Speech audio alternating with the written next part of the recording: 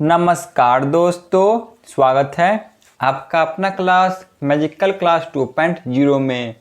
तो फ्रेंड्स, आज पढ़ेंगे वर्ल्ड ज्योग्राफी के नेक्स्ट टॉपिक जो कि है जल संधि। इसी को जल डमरू मध्य भी कहा आता है और इसको इंग्लिश में स्ट्रेट के नाम से जाना आता है। तो चलिए इनके बारे में डिटेल से पढ़ना शुरू करते हैं। इससे पहले वर्ल्ड ज्योग्राफी के जितने भी टॉपिक थे वे सभी कवर कराया जा चुका है। यदि आपने नहीं देखा तो जाके प्लेलिस्ट में देख सकते हैं। सबसे पहले देख लेते हैं कि जल संधि किसे कहते हैं। जल संधि या जल डमरू पानी के ऐसे तंग मार्ग को कहते हैं जो दो बड़े पानी के समुद्रों को जोड़ता हो या दो स्थल खंडों को अलग करता हो, जिनमें से नौकाएं गुजरकर एक बड़े जलाशय से दूसरे बड़े जलाशय तक जा सके। इसी को जल संधि कहा जाता है। तो इसे आसान भाषा में समझ ले, यानी कि ऐसा तंग मार्ग जो दो स्थल मार्ग को अलग करता हो, ठीक है ना, या दो समुद्री मार्ग को आपस में जोड़ता हो। फिगर में देख सकते हैं। इसी को जल संधि कहा जाता है, ठीक है ना। या तो दो स्थल को अलग करता हो और जो समुद्री मार्ग है इसे जोड़ता हो, इसी को जल संधि कहा जाता है।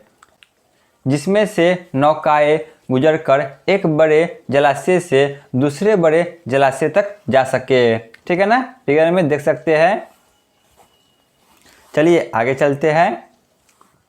अब देख लेते हैं जितने भी महत्वपूर्ण जल संधि है उन सभी को। मोस्ट VVI जितने भी 8 से 10 जल संधि है उन्हीं को कवर किए हैं, बार बार एग्जाम में पूछे जाते हैं।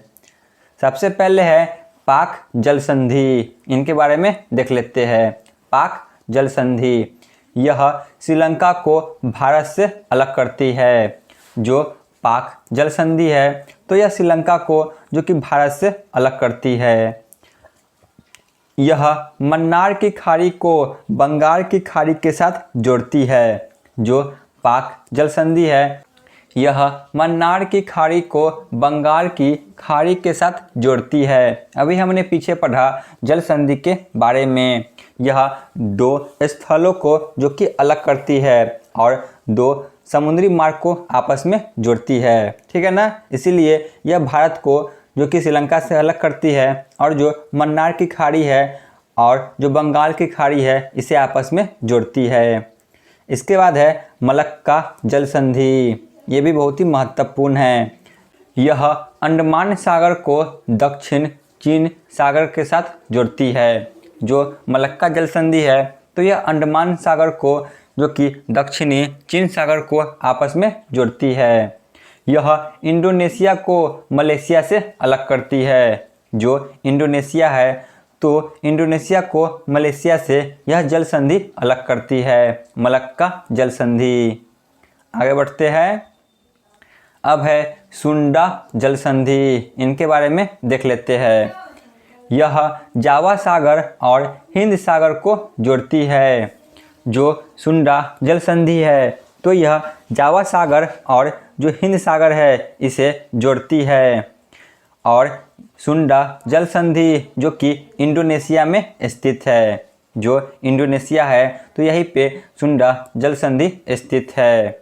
यह इंडोनेशिया के दो द्वीप सुमात्रा और जावा को अलग करती है। जो इंडोनेशिया के दो महत्वपूर्ण द्वीप है सुमात्रा और जावा, इन दोनों को अलग करती है सुंडा जल संधि, ठीक है ना। यह इंडोनेशिया में है। यह जावा सागर को हिंद सागर के साथ जोड़ती है। इसके बाद है सुशीमा जल संधि। यह जापान में स्थित है। जो सुशीमा जल संधि है तो यह जापान में स्थित है और यह जल संधि जापान सागर को पूर्वी चीन सागर के साथ जोड़ती है। जो जापान सागर है तो जापान सागर को पूर्वी चीन सागर के साथ जो सुशीमा जल संधि है यह आपस में जोड़ती है, ठीक है ना। यहाँ पे देख लिए सुंडा जल संधि और सुशीमा जल संधि। आगे चलते हैं। अब है सुगारू जल संधि। ये सभी जितने भी जल संधि कराए जा रहे हैं ये सभी महत्वपूर्ण हैं जो बार बार एग्जाम में पूछे जाते हैं। सुगारू जल संधि, यह जल संधि भी जापान में ही स्थित है। जो सुशीमा जल संधि है वह भी जापान में ही स्थित था और जो सुगारू जल संधि है यह भी जापान में ही स्थित है। यह जापान सागर को प्रशांत महासागर के साथ जोड़ती है। जो सुगारू जल संधि है तो यह जापान सागर को प्रशांत महासागर के साथ जोड़ती है। इसके बाद है बॉस जल संधि। बॉस जल संधि के बारे में देख लेते हैं। यह जल संधि ऑस्ट्रेलिया महाद्वीप में स्थित है। जो बॉस जल संधि है तो यह ऑस्ट्रेलिया महाद्वीप में स्थित है। यह तस्मान सागर को दक्षिण सागर के साथ जोड़ती है। मोस्ट वीवीआई, जो बॉस जल संधि है तो यह तस्मान सागर को दक्षिण सागर के साथ जोड़ती है। चलिए आगे देखते हैं। अब है कुक जल संधि, मोस्ट वीवीआई। कुक जल संधि के बारे में देख लेते हैं। यह जल संधि न्यूजीलैंड में स्थित है। जो न्यूजीलैंड देश है तो यहीं पर कुक जल संधि स्थित है। यह तस्मान सागर को दक्षिणी प्रशांत महासागर के साथ जोड़ती है। जो तस्मान सागर है तो तस्मान सागर को दक्षिणी प्रशांत सागर के साथ जोड़ती है। यह जल संधि उत्तरी न्यूजीलैंड को दक्षिणी न्यूजीलैंड से अलग करती है। जो कुक जल संधि है तो यह उत्तरी न्यूजीलैंड को दक्षिणी न्यूजीलैंड से अलग करती है और यह तस्मान सागर को दक्षिणी प्रशांत सागर से जोड़ती है। इसके बाद है मोस्ट वीवीआई बेरिंग जल संधि। इनके बारे में देख लेते हैं। बेरिंग जल संधि, यह बेरिंग सागर को चुक्सी सागर से जोड़ती है। जो बेरिंग जल संधि है तो यह बेरिंग सागर को चुक्सी सागर से जोड़ती है। यह एशिया को उत्तरी अमेरिका से अलग करती है। जो बेरिंग जल संधि है तो यह एशिया को जो उत्तरी अमेरिका है इससे अलग करती है। यह अमेरिका के अलास्का को रूस से अलग करती है। जो अमेरिका की अलास्का है तो अलास्का को रूस से अलग करती है। बेरिंग जल संधि। अंतर्राष्ट्रीय तिथि रेखा लगभग बेरिंग जल संधि के समांतर होकर गुजरती है। जो अंतर्राष्ट्रीय तिथि रेखा है तो यह बेरिंग जल संधि के समांतर होकर गुजरती है। तो ये 4 महत्वपूर्ण पॉइंट थे बेरिंग जल संधि से जो बार बार एग्जाम में पूछे जाते हैं। आगे चलते हैं। इसके बाद है हारमुज जल संधि, मोस्ट वीवीआई। इनके बारे में देख लेते हैं। यह जल संधि फारस की खाड़ी को ओमान की खाड़ी से जोड़ती है। जो हारमुज जल संधि है तो यह फारस की खाड़ी को ओमान की खाड़ी के साथ जोड़ती है। यह जल संधि ओमान को ईरान से अलग करती है। जो ओमान है तो ओमान को ईरान से हारमुज जल संधि अलग करती है। इसके बाद है जिब्राल्टर जल संधि। इनके बारे में देख लेते हैं। जिब्राल्टर जल संधि, यह भूमध्य सागर को अटलांटिक महासागर से जोड़ती है। जो जिब्राल्टर जल संधि है तो यह भूमध्य सागर को जो अटलांटिक महासागर है इससे जोड़ती है। यह जल संधि यूरोप महाद्वीप को अफ्रीका महाद्वीप से अलग करती है। जो जिब्राल्टर जल संधि है तो यह यूरोप महाद्वीप को अफ्रीका महाद्वीप से अलग करती है और यह स्पेन को मोरक्को से भी अलग करती है। जो स्पेन है तो स्पेन को यह मोरक्को से अलग करती है। जिब्राल्टर जल संधि, ठीक है ना। तो ये 3 महत्वपूर्ण पॉइंट है। यह भूमध्य सागर को अटलांटिक महासागर से जो कि जोड़ती है।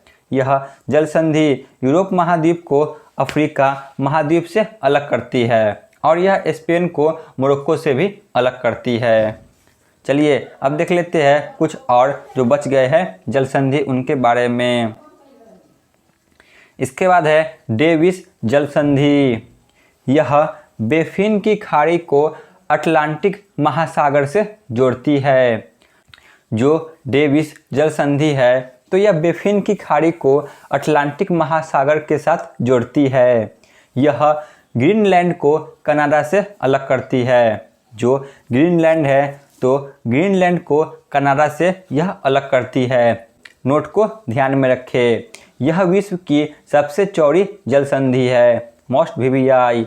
जो डेविस जल संधि है तो यह पूरे विश्व की सबसे चौड़ी जल संधि है। इसके बाद है डोवर जल संधि। यह इंग्लिश चैनल को उत्तरी सागर के साथ जोड़ती है। जो डोवर जल संधि है तो यह इंग्लिश चैनल को जो उत्तरी सागर है इसके साथ जोड़ती है और यह इंग्लैंड को फ्रांस से अलग करती है। जो डोवर जल संधि है तो यह इंग्लैंड को फ्रांस से अलग करती है और जो इंग्लिश चैनल है तो इंग्लिश चैनल को उत्तरी सागर के साथ जोड़ती है, डोवर जल संधि। चलिए चलते हैं आज के अंतिम स्लाइड पे, वो है फ्लोरिडा जल संधि।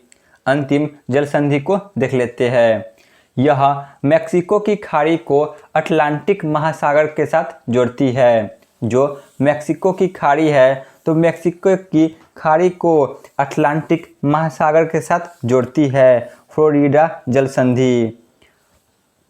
यह संयुक्त राज्य अमेरिका को क्यूबा से अलग करती है। जो फ्लोरिडा जल संधि है तो यह संयुक्त राज्य अमेरिका को क्यूबा से अलग करती है और यह मोरक्को की खाड़ी और अटलांटिक महासागर के साथ जोड़ती है। तो यहाँ पे जितने भी थ्योरी थे ये सभी समाप्त हुए। चलिए चलते हैं प्रीवियस ईयर क्वेश्चन पे। पहला प्रश्न है, हारमुज जल संधि किन दो देशों को अलग करती है? तो ऑप्शन ए ईरान और जो यूएई है, ऑप्शन ए। पाक जल संधि किन दो देशों को अलग करती है? पाक जल संधि किन दो देशों को अलग करती है? तो ऑप्शन सी भारत और श्रीलंका को। कौन सा जलाशय अंडमान और निकोबार द्वीप समूह को अलग करता है? तो ऑप्शन ए 10 डिग्री चैनल। निम्नलिखित में से कौन सी जल संधि अंतर्राष्ट्रीय तिथि रेखा के समांतर स्थित है? तो ऑप्शन ए बेरिंग जल संधि। एशिया तथा उत्तरी अमेरिका किसके द्वारा पृथक होते हैं? तो वह है ऑप्शन सी बेरिंग जल मडरूम मध्य। हारमुज जल संधि निम्नलिखित में से किन दो खाड़ियों को आपस में जोड़ती है? तो ऑप्शन ए फारस की खाड़ी एवं ओमान की खाड़ी को।